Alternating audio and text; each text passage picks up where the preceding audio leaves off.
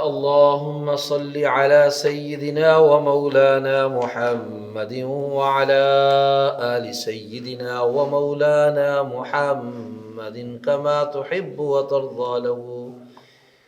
بسم الله الرحمن الرحيم.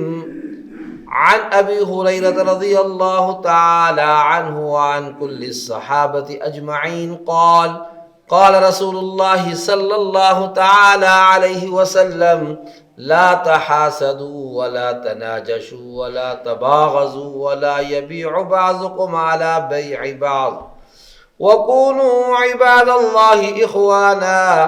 المسلم أخو المسلم لا يظلمه ولا يخذله ولا يكذبه ولا يحقره. التقوى هاهنا. ويشير إلى صدره 3 مرات.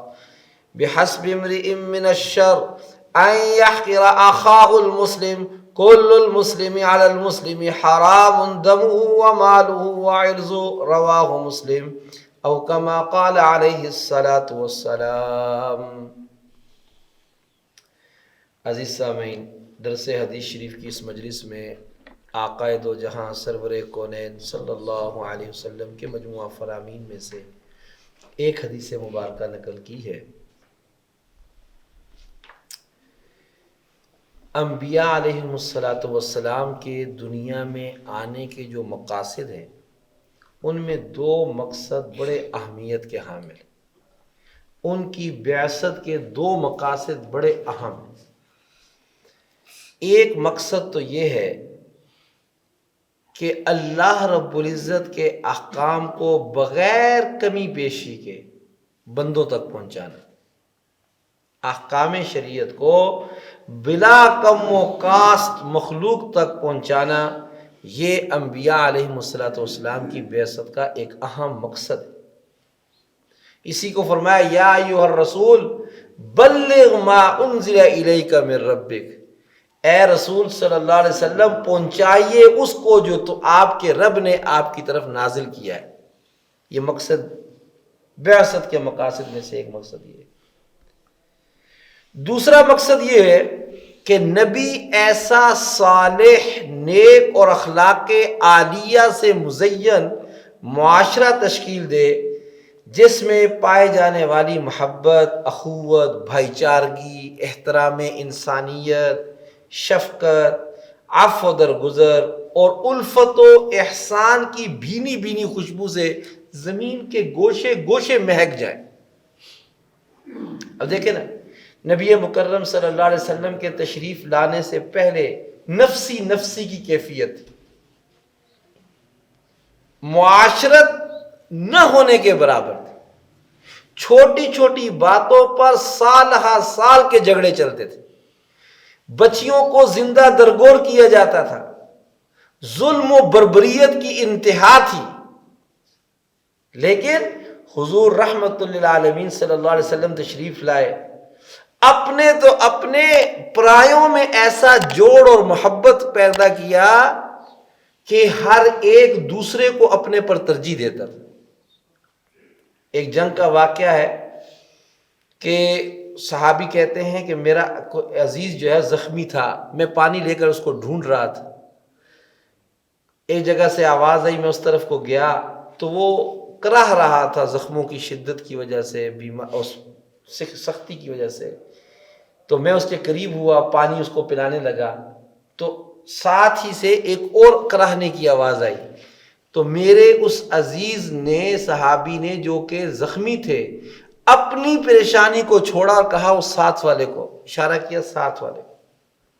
میں اس کے پاس پانی لے کر گیا، اتنے میں اس کے برابر سے آواز آئی، اس نے بھی آگے بھیج دیا۔ میں اس کے پاس گیا تو وہ اس کی روح جسد انصری سے پرواز کر گئی تھی۔ دوسرے کے پاس آیا، اس کی روح جسد انصری سے پرواز کر گئی۔ میں پہلے کے پاس آیا، اس کی روح بھی جسد انصری سے پرواز کر گئی۔ لیکن دنیا سے رخصت ہو گئے، لیکن اس وقت میں بھی اپنے پر دوسروں کو ترجیح دینے والے۔ یہ معاشرہ کس نے تشکیل دیا؟ نبی آخر الزمان صلی اللہ علیہ وسلم۔ اخوت کا یہ حال کہ مکہ سے جو ہجرت کر کے مدینہ میں آئے، مہاجرین تھے وہ مکہ سے آنے والے، مدینے کے رہنے والوں نے اپنا گھر، اپنا تعلق، سب کچھ قربان کیا اور ان کو اپنا ایسے بھائی بنا دیا مواخات کے معاملے میں کہ وہ جیسے حقیقی بھائی ہوتے۔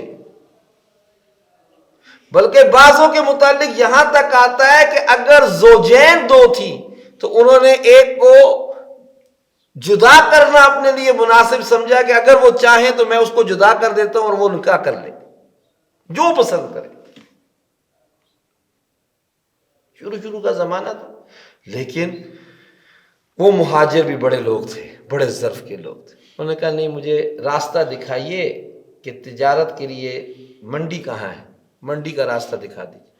راستہ دکھایا، پھر کام شروع کیا، اللہ رب العزت نے برکت عطا فرمائی اور پھر معاملات۔ یہ بتانے کا مقصد یہ ہے کہ انبیاء کے دنیا میں بعثت کے جو مقاصد ہیں ان میں دو اہم مقاصد ہیں، ایک اللہ کی بات کو بندوں تک پہنچانا اور دوسرا ایک ایسا معاشرہ تشکیل دینا جس معاشرے کے حسن سے، بھینی بھینی خوشبو سے پورا عالم مہک جائے۔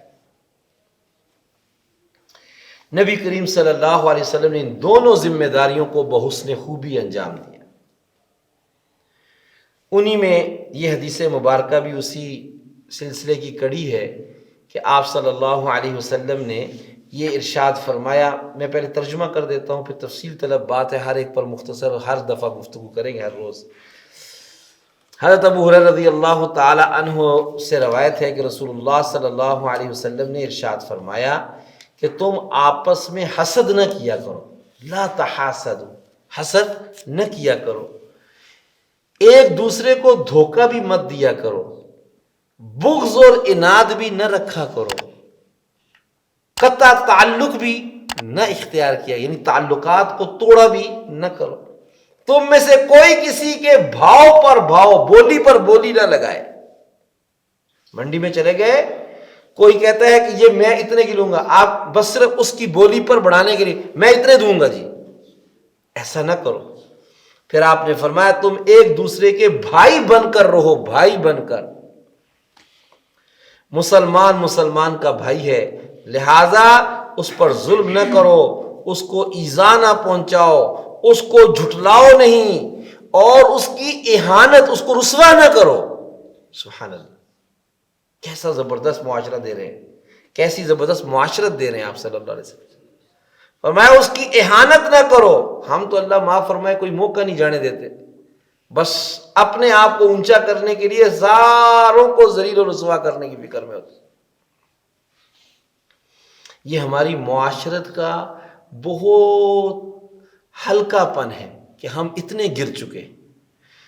سچی بات ہے جی، بہت اچھے لباس کے ساتھ انسان کی قیمت نہیں ہے، انسان کی قیمت ان عالی اوصاف کے ساتھ ہے۔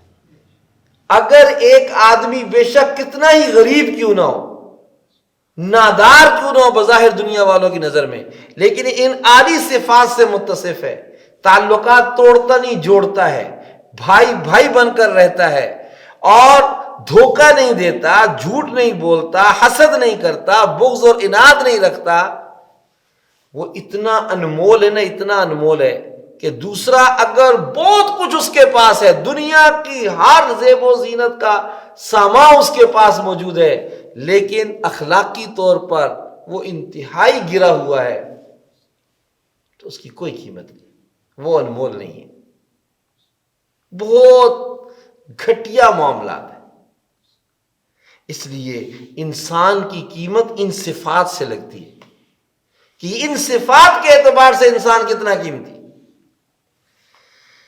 آپ نے فرمایا، پھر آپ نے اپنے سینے پر، پھر فرمایا اپنے سینے مبارک کی 3 بار آپ نے اشارہ فرمایا، اور فرمایا تقویٰ کی جگہ یہ ہے، تقویٰ کی جگہ یہ ہے۔ یہ نہیں کہ آپ بس ہر چیز سے کٹ کے کہیں میں بہت متقی، لوگ کہیں جی بہت متقی ہے، کچھ بھی نہیں، اچھے سے اچھی پوشاک پہنی ہو لیکن دل اللہ کی طرف متوجہ اور اللہ سے ڈرتا ہوا ہو، وہ آدمی اصل متقی ہے۔ مزید فرمایا انسان کے شریر ہونے کے لیے اس کا اپنے مسلمان بھائی کو حقیر سمجھنا ہی کافی ہے۔ کسی مسلمان بھائی کو حقیر جانا یہ اس کے شریر ہونے کے لیے کافی. یہ حضور فرماتے صلی اللہ علیہ وسلم ہر مسلمان پر دوسرے مسلمان کی جان، مال اور عزت حرام ہے. کہ آج ہمارا معاشرہ ایسا ہے، موقع دیکھتے ہیں جہاں عزت کو داغدار کرنا فوراً کر دیتے ہیں، جہاں پر مال ملے اچک لیتے ہیں، جہاں پر اس کی عزت کا پاس نہ ہو، زائل کرنا ہو، لمحہ نہیں لگاتے اور اس چیز کو پا لیتے. نبی آخر الزمان صلی اللہ علیہ وسلم بہت، اسی لیے آپ صلی اللہ علیہ وسلم کی بعثت کے مقاصد میں فرمایا انما بعثت لاتمم مکارم الاخلاق. اللہ پاک نے مجھے اس لیے نبی بنا کر بھیجا کہ میں اخلاقیات کو کامل لوگوں میں بھیجوں، کامل کر دوں، لوگوں کو اخلاقیات کے اعتبار سے کامل بناؤں.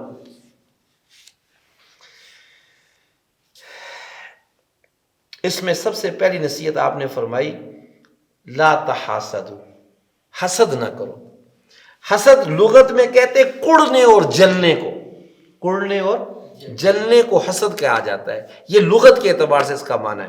اور شریعت کی اصطلاح میں حسد یہ ہے کہ ایک انسان اللہ پاک کی عطا کردہ نعمتوں کی وجہ سے دوسرے انسان سے جلنے لگے کہ اس کو یہ کیوں نعمت مل گئی ہے، اس سے چھن جائے چاہے مجھے ملے نہ ملے، اس کے پاس یہ نعمت نہ ہو.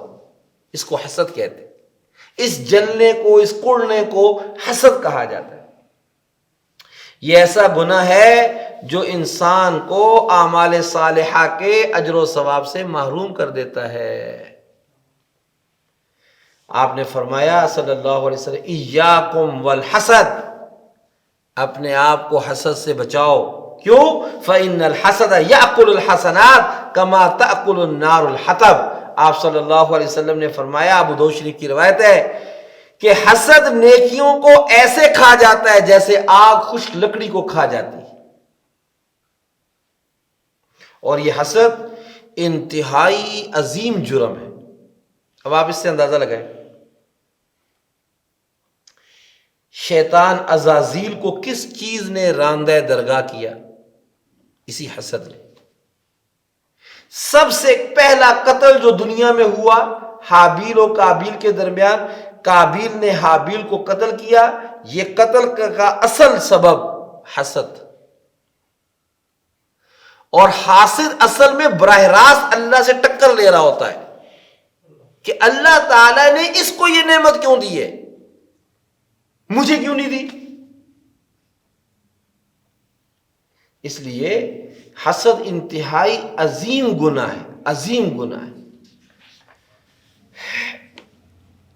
آگے روایت میں آتا ہے کہ اب حسد کی اقسام بھی بہت سی ہیں. میں حسد کے گناہ سے بچنے کا طریقہ نقل کرتا ہوں، بس اس پہ بات ختم کر دیتے ہیں.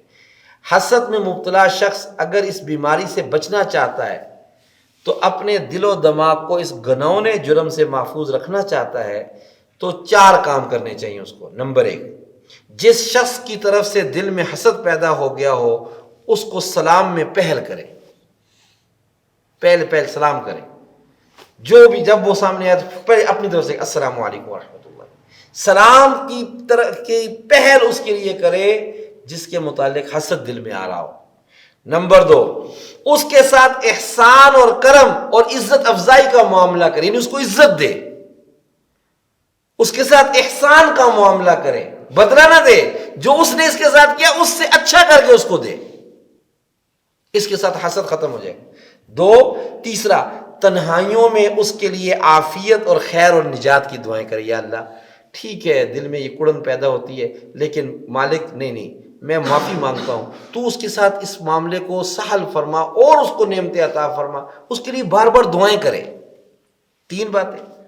اور چوتھی یہ ہے کہ پیٹھ پیچھے اس کی خوبیوں، کمالات اور فضائل لوگوں کے سامنے بیان کرے. یار وہ آدمی بہت اچھا ہے، وہ ایسا ہے، اس میں فلاں چیز بہت کمال کی ہے، وہ اس سے حسد کا مرض ختم ہوتا جائے گا. یہ 4 باتیں علماء امت نے نقل کی ہیں. اللہ پاک ان اعمال کی برکت سے حسد جیسے عظیم گناہ سے نجات نصیب فرمائے اور پاکیزہ معاشرت اپنانے کی توفیق عطا فرمائے.